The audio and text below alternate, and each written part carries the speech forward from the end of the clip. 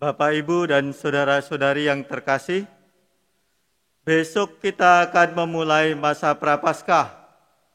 Masa Prapaskah diawali dengan Rabu Abu dan berlangsung selama 40 hari. Pada hari Rabu, biasanya kita menerima abu dalam perayaan Ekaristi.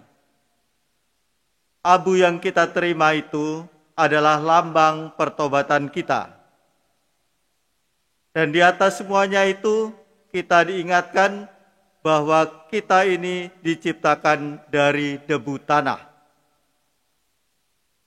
Bandingkan dalam kitab Kejadian bab 2 ayat 7. Dan suatu saat nanti kita akan mati dan kembali menjadi debu. Namun demikian, pada tahun ini kita mengalami sesuatu yang berbeda. Pandemi COVID-19 yang telah kita alami selama setahun ini tidak memungkinkan kita semua untuk berbondong-bondong merayakan Ekaristi pada hari Rabu untuk mengawali masa Prapaskah kita.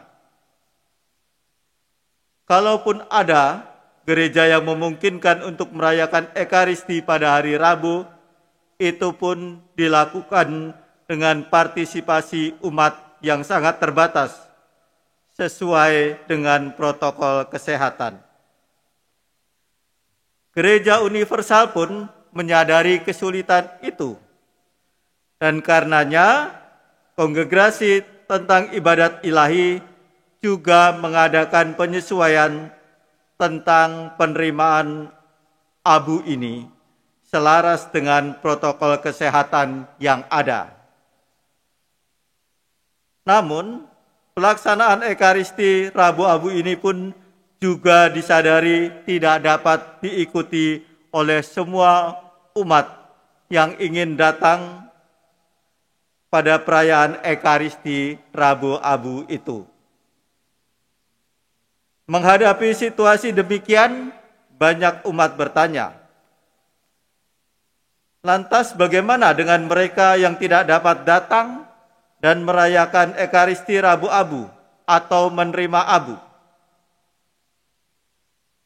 Kiranya untuk itu perlu kita sadari bahwa sebagai orang beriman Kristiani, kita semua pada hari itu tetap memulai masa tobat kita.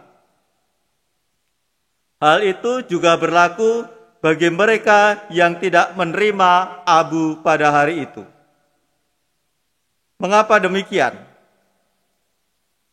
Pertama-tama, kita perlu sadari bahwa memang secara ideal kita memulai masa tobat kita dengan menerima abu.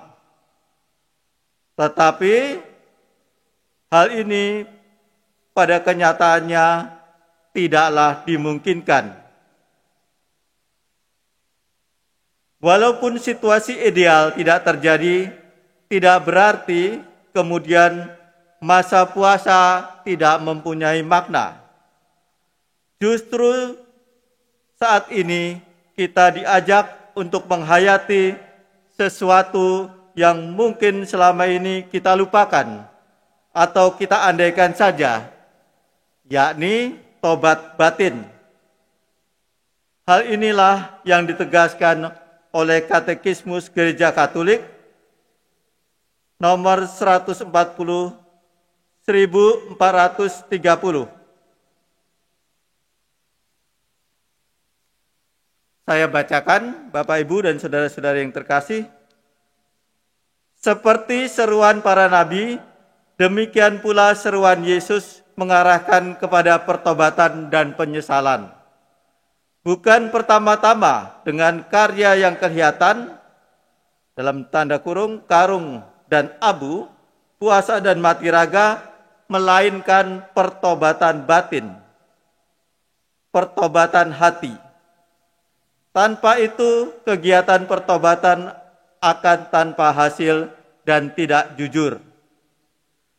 Tetapi pertobatan batin mendesak agar menyatakan sikap ini dalam tanda-tanda yang kelihatan dalam kegiatan dan karya pertobatan. Saya juga akan menambahkan dengan nomor 1431. Tobat batin adalah suatu penataan baru seluruh kehidupan. Satu langkah balik pertobatan kepada Allah dengan segenap hati, pelepasan dosa, berpaling dari yang jahat yang dihubungkan dengan keengganan terhadap perbuatan jahat yang telah kita lakukan. Sekaligus ia membawa kerinduan dan keputusan untuk mengubah kehidupan serta harapan atas belas kasihan ilahi dan bantuan rahmat-Nya. Pertobatan jiwa ini diiringi dengan kesedihan yang menyelamatkan dan kepiluan yang menyembuhkan, yang bapak-bapak gereja namakan animi cruciatus atau kesedihan jiwa, compunctio cordis atau penyesalan hati. Saya akan tambahkan juga dari Katekismus Gereja Katolik 1434. Tobat batin seorang Kristen dapat dinyatakan dalam cara yang sangat berbeda-beda. Kitab suci dan para bapak gereja berbicara terutama tentang 3 bentuk: puasa, doa, dan memberi sedekah sebagai pernyataan pertobatan terhadap diri sendiri, terhadap Allah, dan terhadap sesama. Di samping pembersihan secara menyeluruh yang dikerjakan oleh pembaptisan atau martirium, mereka mencatat sebagai sarana-sarana untuk memperoleh pengampunan dosa. Upaya-upaya untuk berdamai dengan sesamanya, air mata pertobatan, keprihatinan untuk keselamatan sesama, doa syafaat para kudus, dan cinta aktif kepada sesama. Karena kasih menutupi banyak sekali dosa. 1 Petrus 4 ayat 8. Dengan kata lain, saya mengatakan bahwa walaupun kita tidak dapat menerima abu sebagai lambang pertobatan kita, hendaknya kita mengisi masa Prapaskah ini dengan pertobatan hati, dengan menjalankan peraturan pantang dan puasa, sebagaimana telah ditentukan oleh keuskupan kita. Kiranya itulah yang tidak boleh kita lupakan. Mungkin hal ini bagi beberapa orang tidak memuaskan, dan ada yang merasa tidak srek, tidak afdol.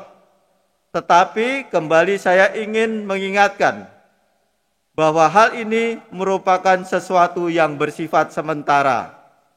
Dan keberanian kita untuk menerima situasi yang tidak ideal ini juga merupakan bentuk pengorbanan kita.